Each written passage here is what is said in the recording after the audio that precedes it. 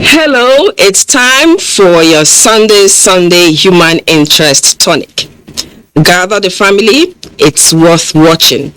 I am Jennifer Igwe, glad to have you join us. Now, although November 20th is designated by the United Nations as World Children's Day, different countries have special days set aside to honor children. In Nigeria, May 27th is for celebrating the nation's future generation.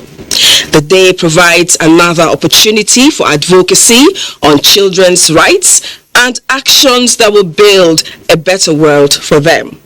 Usually, diverse activities are organized to mark the day, and we have on cue a feature on the celebration by NTA in Lagos. Now, one of the most influential scientists of modern times and a great genius was Stephen Hawking. He was disabled. He noted that disability need not be an obstacle for success. And he proved it through his exceptional works without allowing the fact that he was stuck in a wheelchair limit him. Like him, many living with disability in Nigeria are pushing barriers and shining. We have a special feature on their diversity today. Then, web design has a high skill cap, and it is a specialized area. On our lineup today is a story on a 17-year-old genius who is a web designer. We will also be looking at lessons from the just concluded primaries, and of course, we shall be sharing joyous moments with lovebirds who have fortified their unions. Interesting lineup, right? Okay, well, first up is the news segment, and Claire Adilabu Abdurazak in Abuja is ready. Claire, nice to see you. Pleasure is mine, Jennifer. Good evening. Here is the news from Abuja. The transition to the Fourth Republic in 1999 served as a turning point in Nigeria's politics.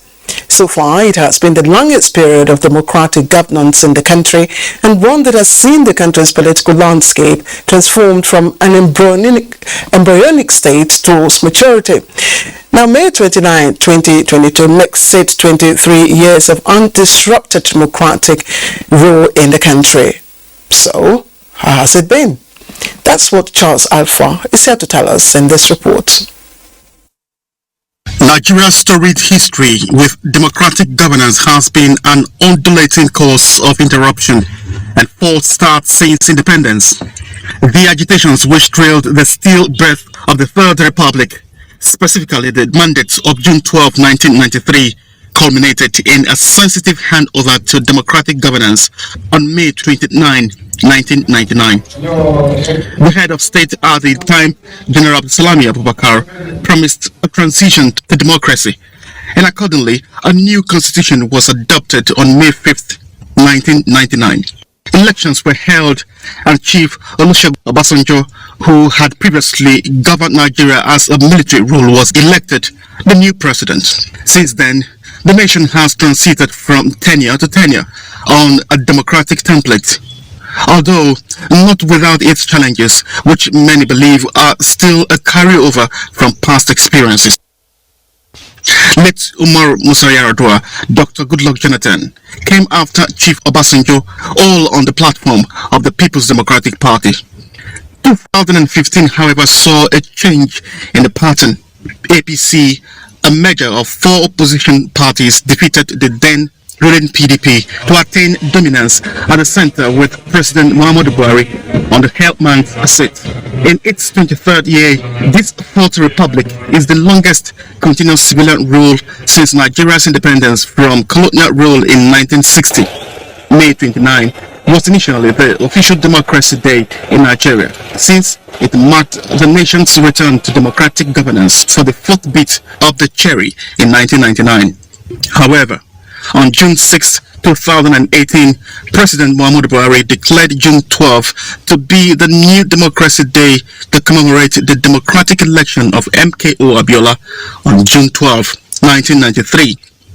in what has been adjudged to be Nigeria's freest and fairest election, but remains a grim reminder of the travails the nation has suffered. As part of the process of healing and reconciliation, I approve the recognition of June 12 as Democracy Day. In 23 years of the Fourth Republic, is Nigeria's democratic journey on a clearer path, or is it yet to get out of the woods? We acknowledge the fact that yes, we are making progress, but we know that we are not where we ought to have been. Many say being the African giant in numbers may no longer be enough.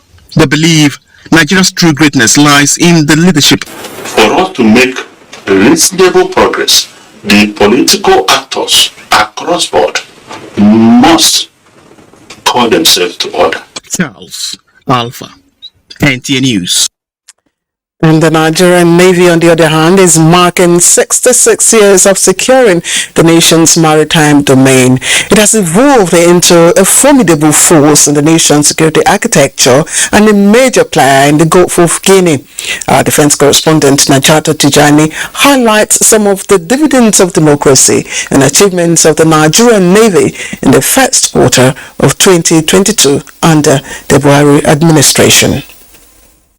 Recall that in the fourth quarter of 2021, Nigeria's gross domestic product declined by 3.98%, and this has entailed many organizations going back to the drawing board to look at better ways of improving operations, and this includes the Nigerian Navy, which plays a critical role in protecting the nation's oil and gas assets. The service will not relent.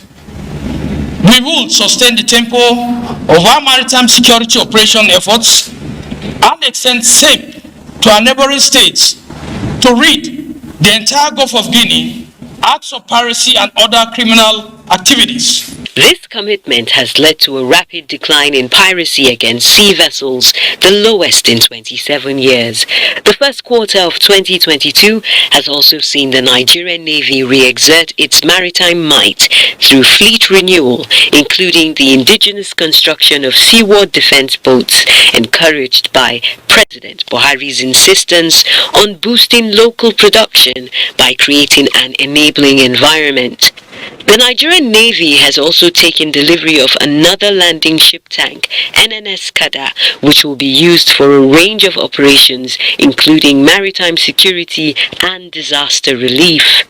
The unflinching support of Mr. President and Commander-in-Chief of the Armed Forces, Federal Republic of Nigeria, President Muhammadu Buhari, GCFR, through aggressive fleet recapitalization, led to acquisition of several capital ships, fast patrol boats, inshore patrol crafts, including air assets.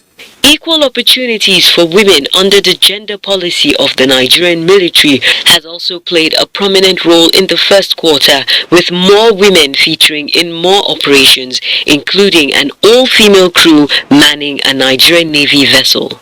Women are breaking boundaries in all spheres of life, and the Nigerian military provides such a platform for women to shine, whether as instructors, scientists, or even commanders. And by doing this, the Nigerian military is encouraging the world to take action and break the bias against women. The first quarter has also seen the Navy form various partnerships and signed MOUs aimed at boosting hydrographic surveys and building the capacity of personnel. While the Nigerian Navy engages in various activities marking its 66th anniversary, it is expected to keep expanding its horizons in executing its duties under a democratic government. Najata Tijani, NTA News. Interesting. Now let's turn attention to politics, and we have more results coming in from the APC primaries. Now, while some were keenly contested, others emerged as consensus candidates.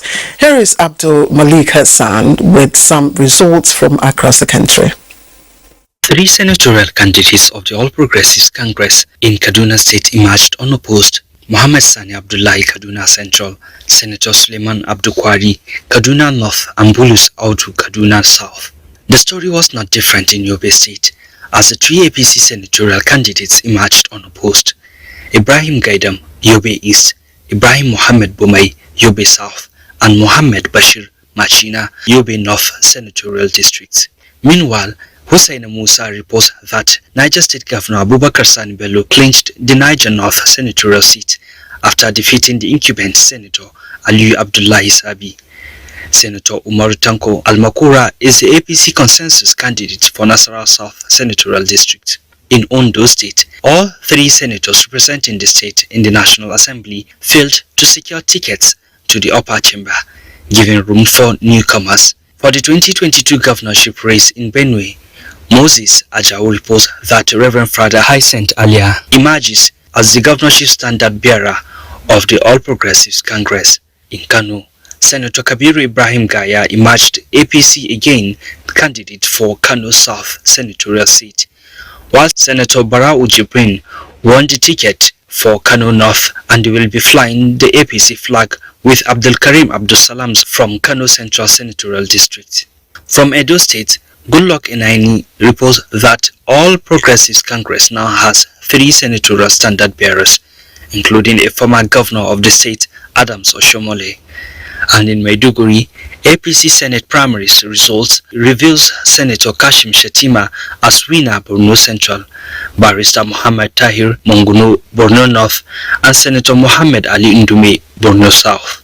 In Abuja, Abdulmalik Hassan, NTA News.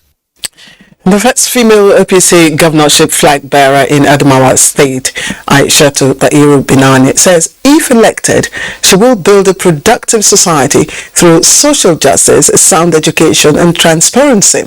Now, Binani stated this while unveiling her policy document in Yola. Yusuf Jika reports.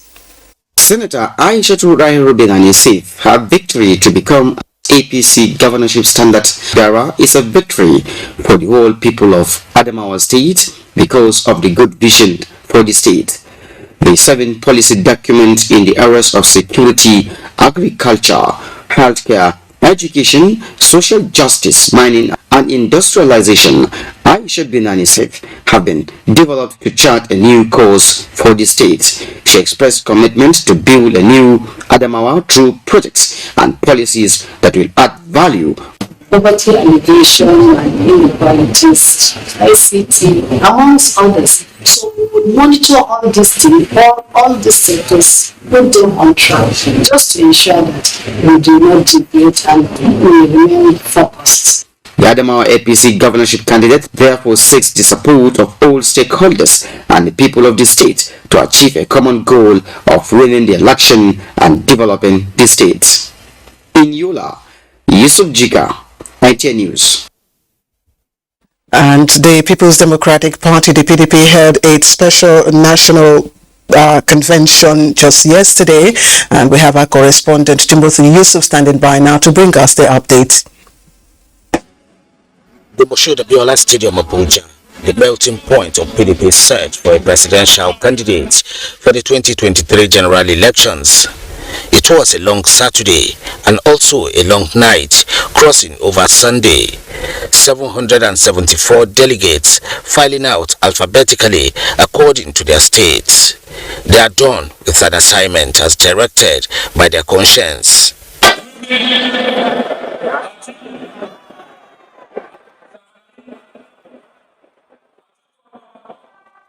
After a meticulous process under the watchful eyes of the David Mark-led committee, eventual winner of the 2022 Presidential National Convention of the PDP ahead of the 2023 general elections emerged. The clock ticks in Atiku's favor. It's a victory for all, says Atiku, with no victor, no vanquished. And I therefore pledge that I will work to ensure I restore unity and I give a sense of belonging to all Nigerians, irrespective of their places of origin and irrespective of the faith they practice. The outcomes of the election show that Nigerians want us back to power. For the PDP, the journey to relaunching itself to the central government has just begun. But before achieving that, one major river to cross, Atiku to face 17 other presidential candidates. Timothy Yusuf, NTA News. While the Independent National Electoral Commission INEC will on Monday conduct mock exercise with the deployment of B-Model Voter Authentication System BVAS in readiness for the June 18 governorship election in Ekiti State. Chairman of INEC, Professor Mahmoud Yakubu, stated this on his arrival at the Akure Airport for a 5-day readiness assurance visit for the governorship election. Ayodeji Ukushaki was there. In less than 3 weeks from now, the people of Ekiti State will again decide who becomes the state governor for another 4-year tenure. INEC, as the electoral umpire, says it is poised to conduct a free, fair and credible election. As a way of test running its facilities and arrangements, the commission will hold the mock exercise through the use of bimodal voter authentication system. This is the first visit. The second visit will come closer to the election when we hold our stakeholders meeting as well as the signing of the peace accord. The bimodal voter authentication system BVAS exercise will be flagged off and be conducted in Irepodo Ifelodun in Ekiti Central, Ikere in Ekiti South, and Ido-Ekiti in Ekiti North senatorial districts. The INEC chairman, while in the state, will meet with relevant stakeholders, including traditional rulers, the media, as well as conduct a tour of Commission's facility in some of its local government offices in the state. The chairman, accompanied by top officials of the election management body, is expected to depart the state on Thursday this week. In Ado-Ekiti, Ayodi Jogunshakin, NTA News.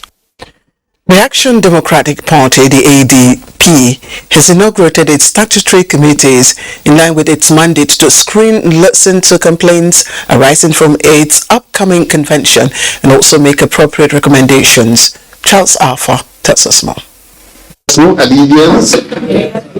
Inauguration of 4 major committees. The Electoral Committee, responsible for making all arrangements for the conduct of the Action Democratic Party primary election. Electoral Appeal Panel, Screening and Screening Appeal Committees. No stone must be left unturned in order to enhance the prospects and fortunes of our party.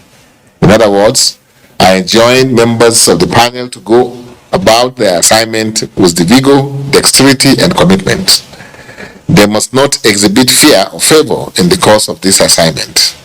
May I seize this opportunity to call on our party members to continue to demonstrate their resilience, focus, and optimism. National Chairman of the party, Yabagi Sani, expects the committees to strive to do everything within the party's framework to drive its success and conduct of all its internal affairs. We assure the party members and those who are contesting that our ADP committee will work diligently to go through process of the constitution of the ADP. The convention of the party will hold on the 30th of this month at the International Conference Center, Abuja.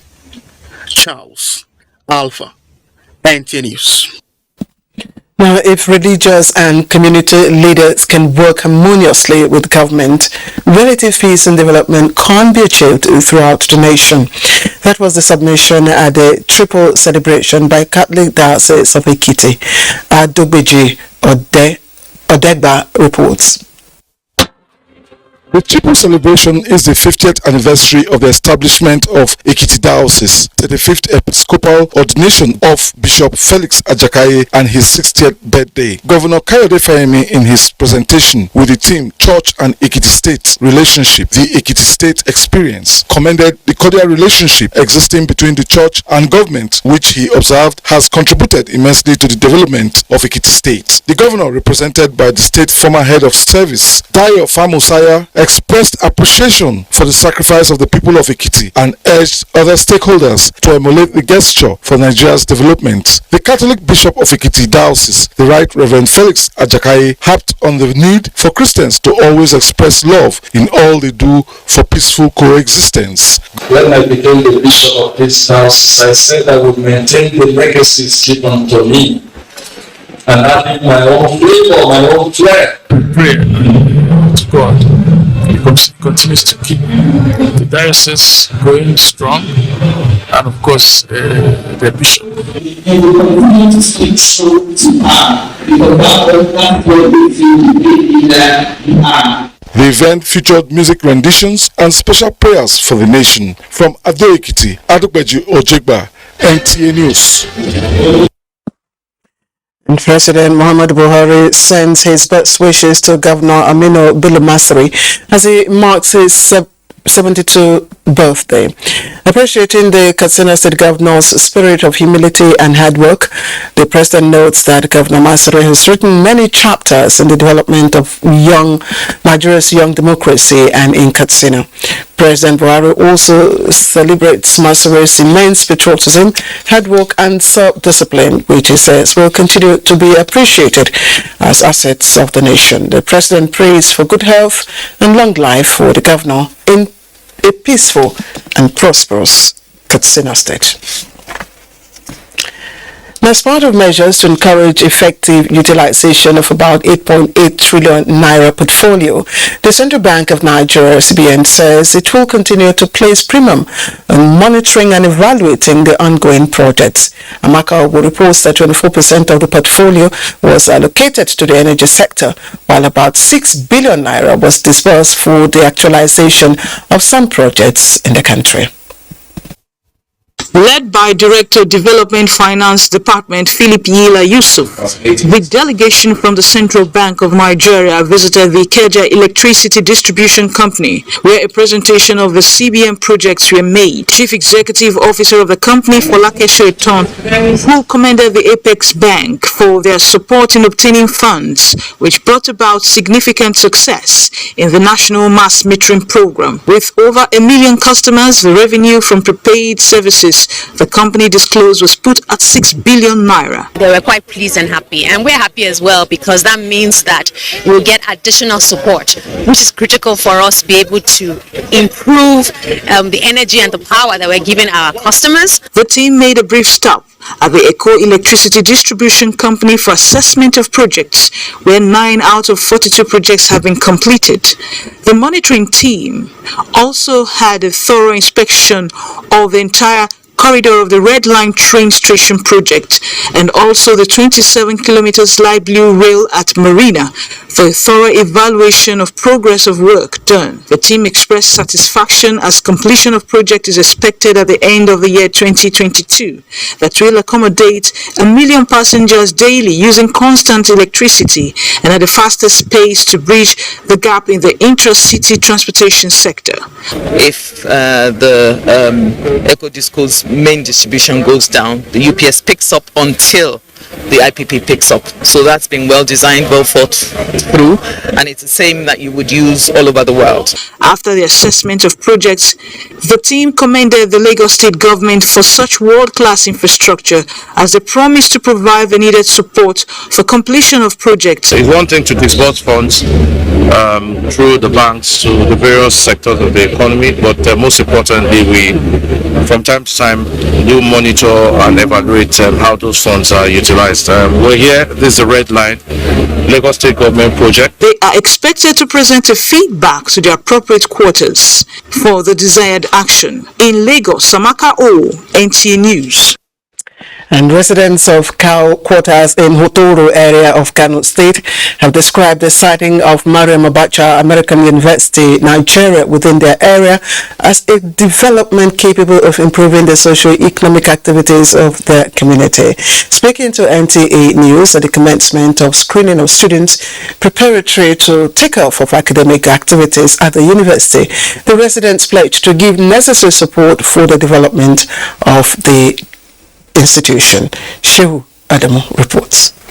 Mariam Abacha American University, Kano, Nigeria is the latest addition into the conglomerate, with the first of such university established in Maradi, Niger Republic, and Franco-British International University, Kaduna, awaiting accreditation. According to the residents of Kawo quarters in Hotoro area of Kano State, the establishment of Mariam Abacha American University in the ancient town of Kano will not only complement government efforts towards boosting tertiary education, but improve the socio-economic activities of the host community and the state at large. We believe that the cost of even landed properties will go up. Then equally, you take into consideration the economy. We will never forget about it, and we are proud about it, and we are pray to Almighty Allah to assist the owner of this school and the authority of this school.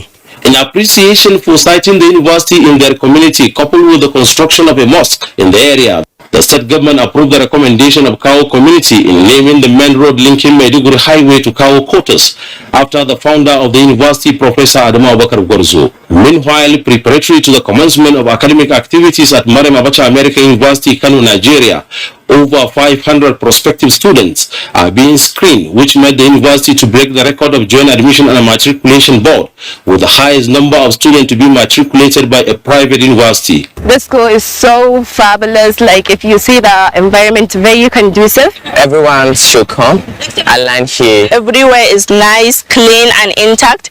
In addition, a substantive president of the university, Professor Muhammad Israr from India, has taken over from Professor Muhammad Sanusi Magajirano, who acted for 2 years and now appointed Secretary General of the Association of African Private Universities by the president of the association and founder of Mariam Abacha American University, Professor Adamu Abubakar Gwarzo. The success recorded at Mariam Abacha American University, Maradi, Niger Republic for more than 10 years as reputable citadel of knowledge brought about the establishment of similar university in Kano State, Nigeria. Shehu Adamu, NTA News. And it's time for sports, and 2022 is described as a mixed grain for the country. Kene Magbudike in this report begins a review of the nation's sport and performance this year.